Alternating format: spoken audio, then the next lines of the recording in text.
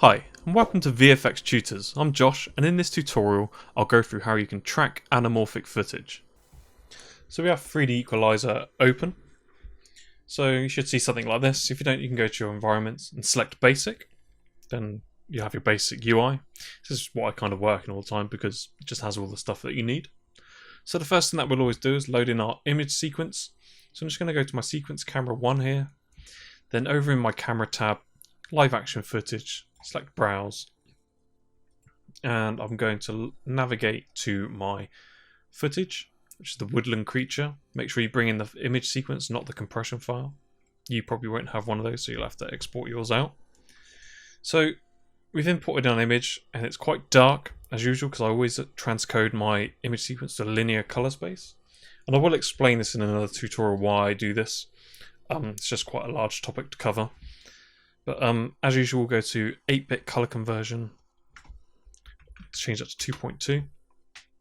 And now we can see our footage. And we can kind of see that it's kind of doesn't look right. It's very squashed.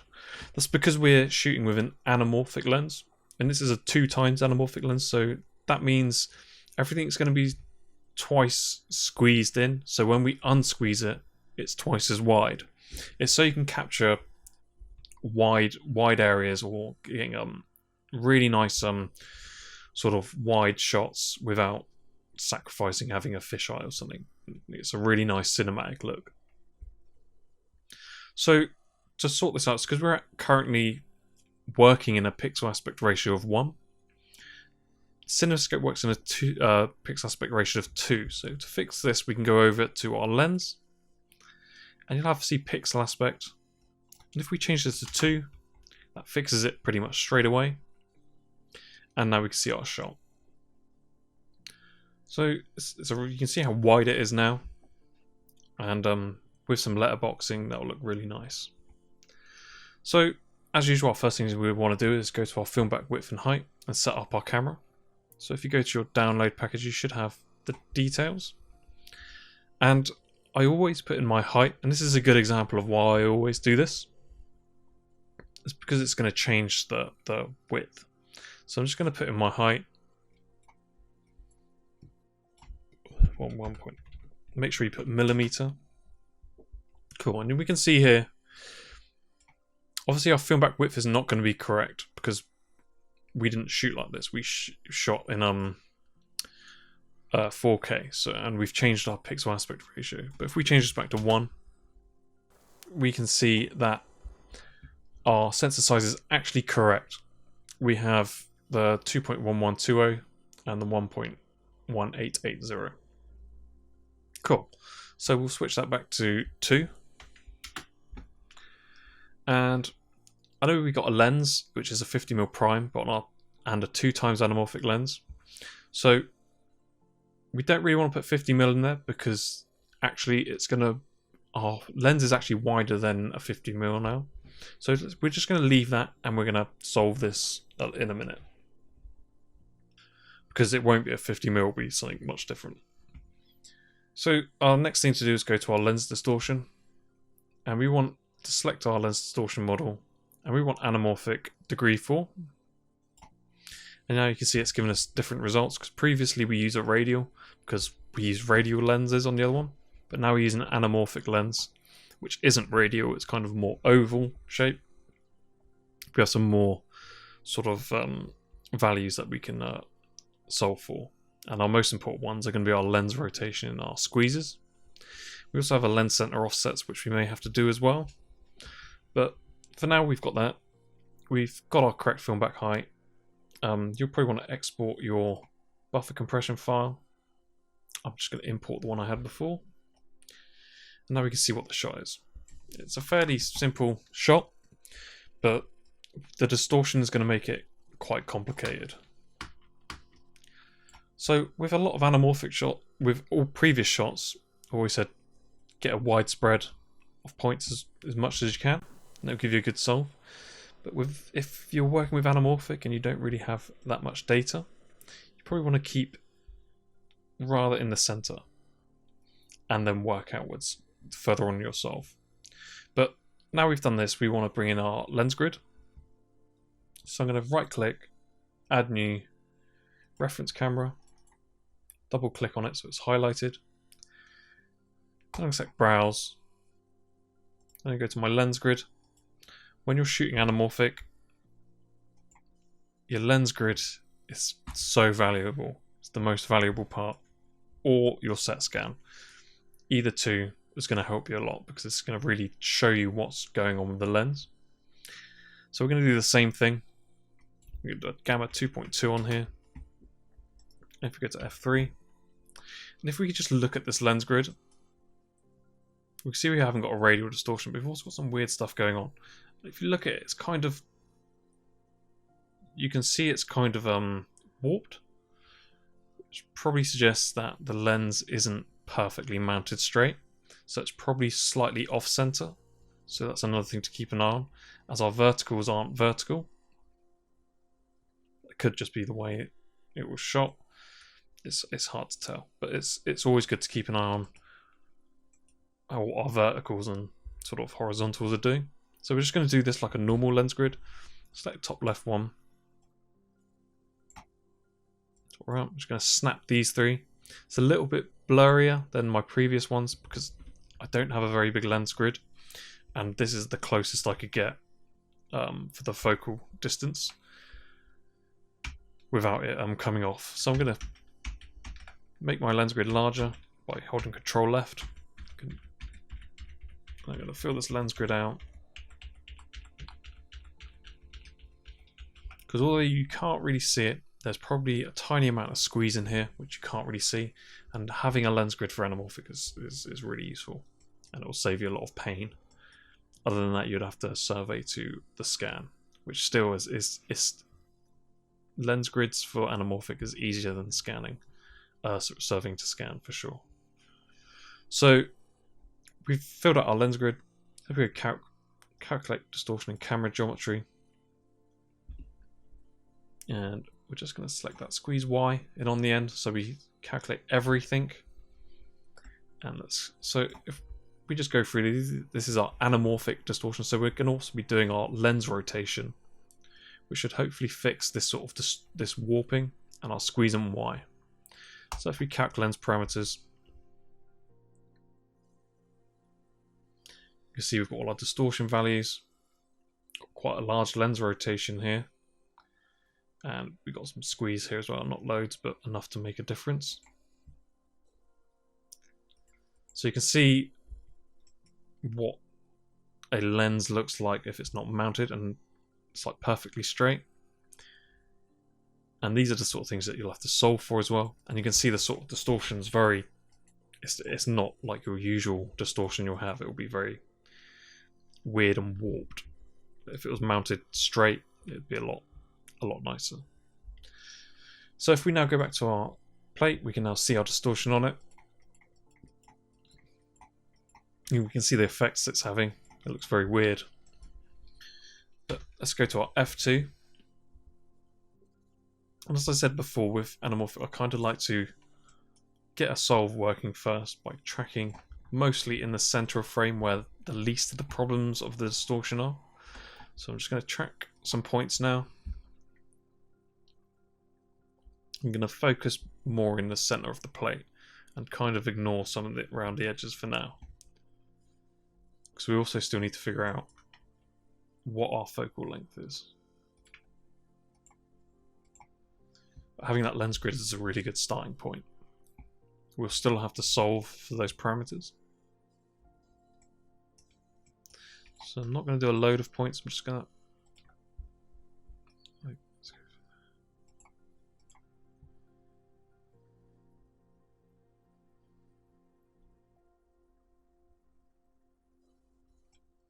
do 3 on the front, probably 3 on the back, and some in the middle. So I just want to get a nice working solve at the moment.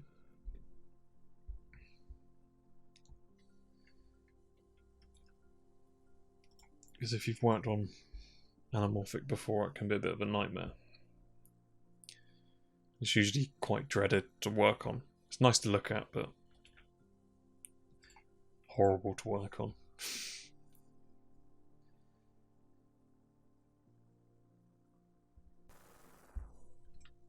So we've got 3 in the front and 3 at the back, so let's do some in the middle. And there are loads of other methods of doing this, but this is kind of the way I do it whenever I come across anamorphic shots.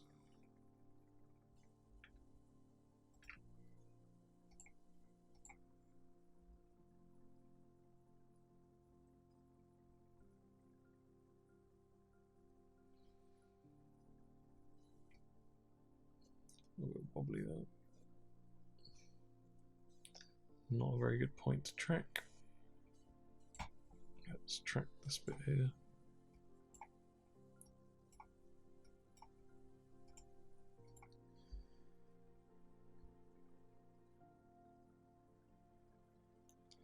We're just gonna, you're not gonna do loads of points. Just gonna solve now and see what that gives us. The most important thing is that our depth is looking fairly reasonable. And it is. We've got our points here at the front and our points at the back and our ones in the middle. And we've got our deviation, which kind of looks a bit, it's not great, but if we press F5 and look through our shot, it's tracking reasonably well. It's not the worst already, but so our next step would be to go to our lens and adjust our focal length. Go to Windows, Parameter Adjustment window. I'm going to try Adaptive. I'm going to try both, see what results that gives me. Let's push it straight up to 56 mil. So let's just try and see what that looks like. And looking at that, that seems to have done a pretty good job. Deviation's really nice and low and quite smooth now.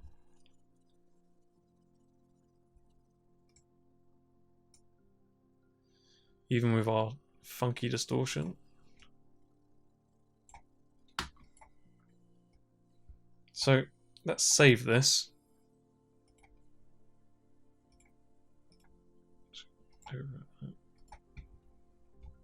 So now we've got a fairly decent solve for the center. Let's actually add some more points now. So some more up here.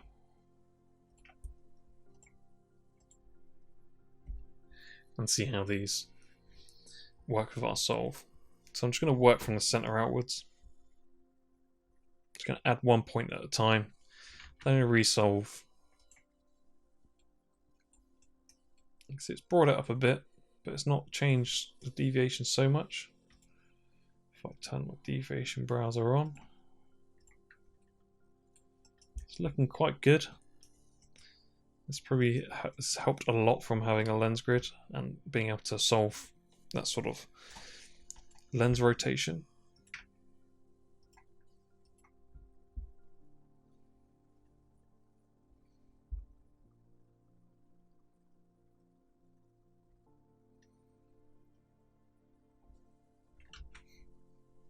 So I'm going to solve after every single track I make, just to make sure I know which one it's gonna, because it might break at some point.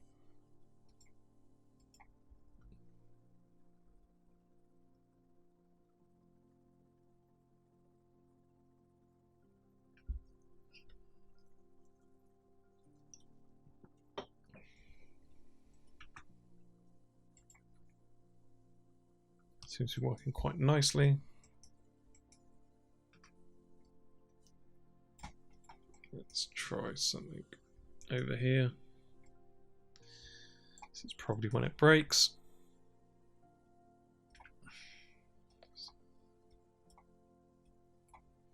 Quite far into the sort of stretch and distortion of it. It's probably, let's look at that. That's probably not a very good point to track. Let's actually track this down here. It's a bit more, less things covering it.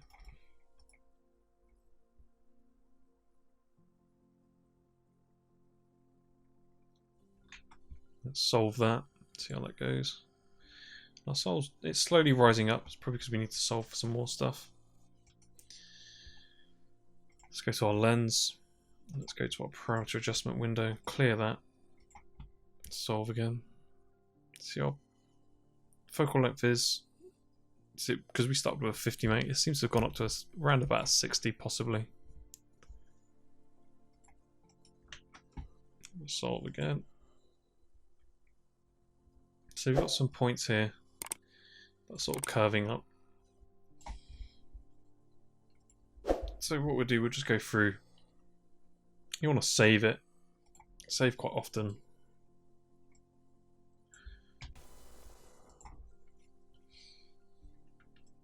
We're going to add a couple extra points actually.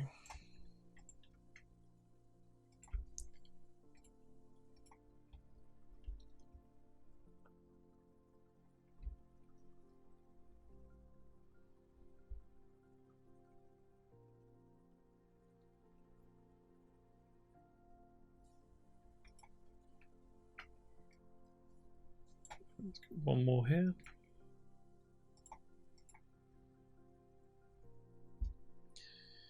So we've got a pretty good solve, but we're still going to adjust for these because, say, if we didn't have a lens grid, we wouldn't be getting these results at all. So solving for the distortion is the same as like we've done on all the other ones. So apart from, you don't want to be just solving all of these all at once. You kind of want to make sure that you do. Let's do only the degree 2. Let's make sure our focal, let's remove our focal length. Put it on adaptive. We don't really want to be solving because our focal length looks like it's working. So it's probably our distortion that's not working so well. So this is how you'd do it even if you didn't have a lens grid. You'd go through and you'd get your focal length working to a reasonable level. Then you would go through and do your degree 2s. Then just work through your distortion.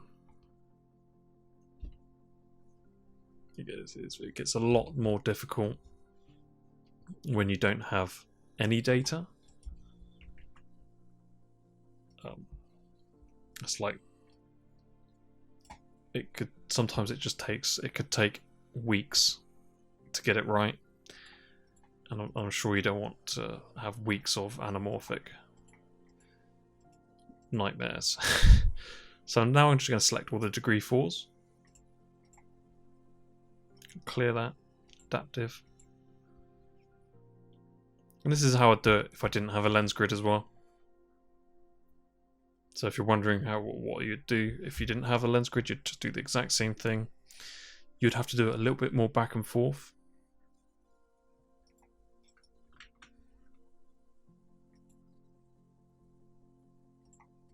Make sure to turn those off. And let's do our lens rotation.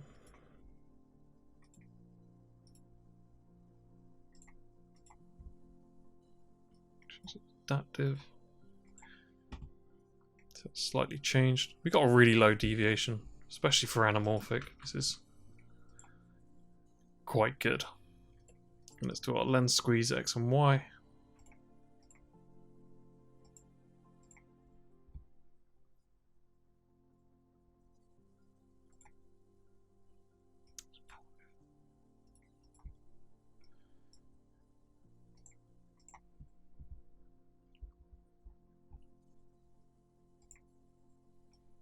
And then what we'll do, we'll just do one more focal length adjustment.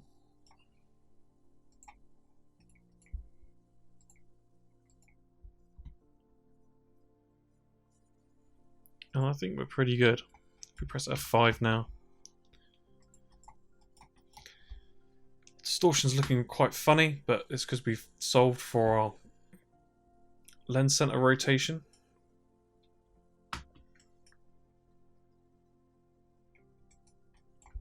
If you look at our points, they're working really well.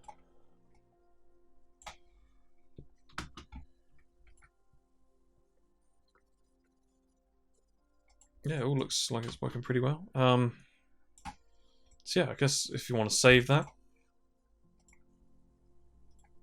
just gonna save over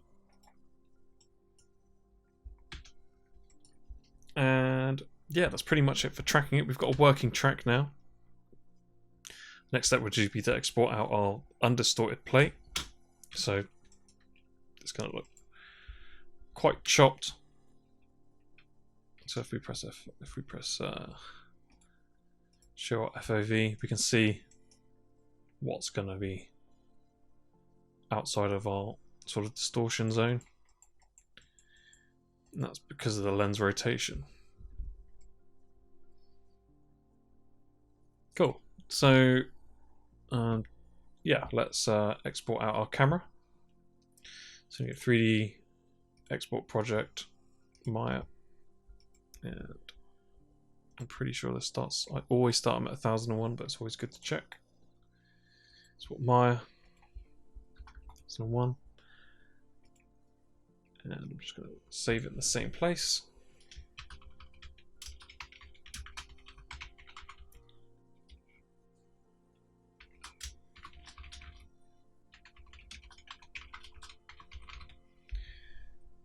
Okay. I'm going to export my Nuke LD node.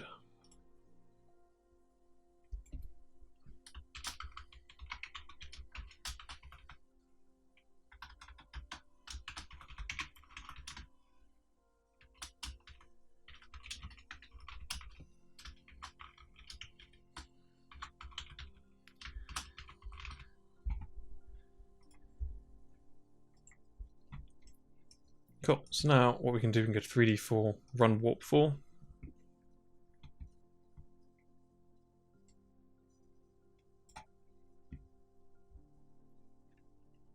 And let's look for our settings. Yeah. Let's save footage. Let's go browse.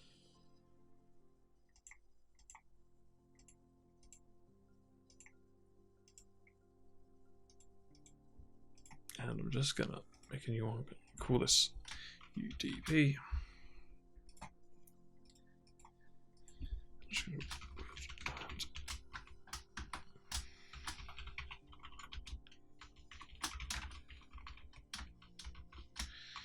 UDP for undistorted plate dot 4 hashes dot EXR. Just want to keep them the same. Select OK, and so if we change this, our pixel aspect to 1 to 2.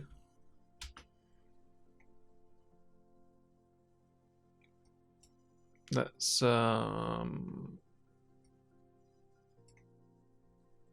where's the resolution? So that should be fine. Let's click render, and that should start rendering out. So this might take a while, so I'll fast forward through this.